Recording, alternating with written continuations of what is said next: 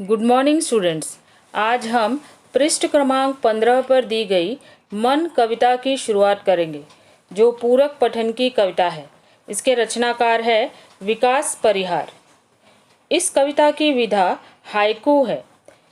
यह विधा जापान की लोकप्रिय विधा है। हाइकू यह विश्व की सबसे छोटी कविता समझी जाती है। बाद में इस विधा को हिंदी में भी लिखा जाने लगा। यह हिंदी साहित्य का नवीनतम प्रकार है। इस कविता की विशेषता यह है कि इसमें कुल 17 वर्ण होते हैं, यानी 17 अल्फ़ाबेट्स होते हैं।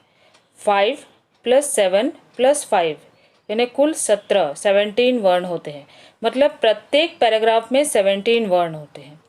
पहली पंक्ति में 5 वर्ण, दूसरी पंक्ति में 7 वर्ण और तीसरी पंक्ति में 5 वर्ण होते हैं। यानी कुल मिलाकर 17 वर्ण होते हैं। जैसे यहाँ पर देखिए, पहला पैराग्राफ देखो।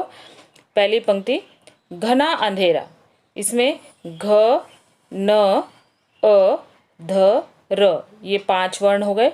दूसरी पंक्ति में देखो चमकता प्रकाश, च, म, क, त, प, क, श ये 7 वर्ण हो गए।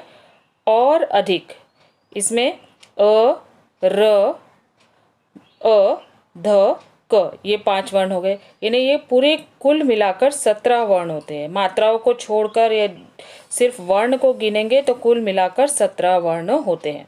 इस तरह हर पैराग्राफ में आपको 5 + 7 + 5 ऐसे 17 वर्ण दिखेंगे।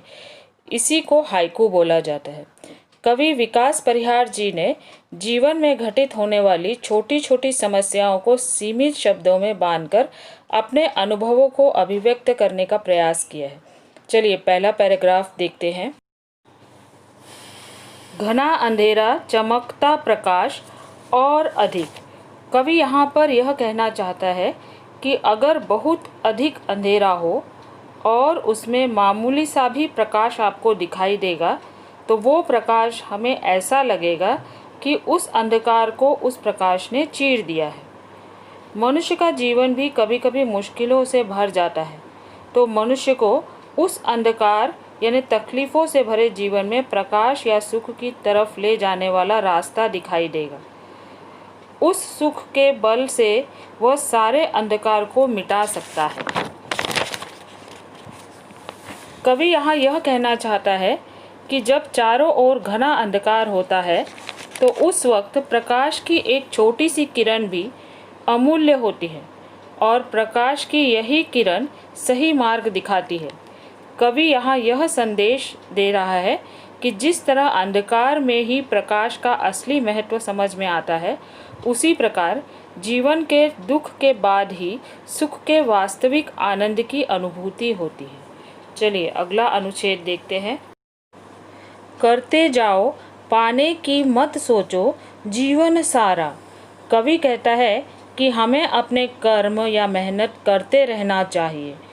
हमें इसके बारे में नहीं सोचना चाहिए कि आज जो हम मेहनत कर रहे हैं उसका हमें फल मिलेगा या नहीं मिलेगा या कब मिलेगा।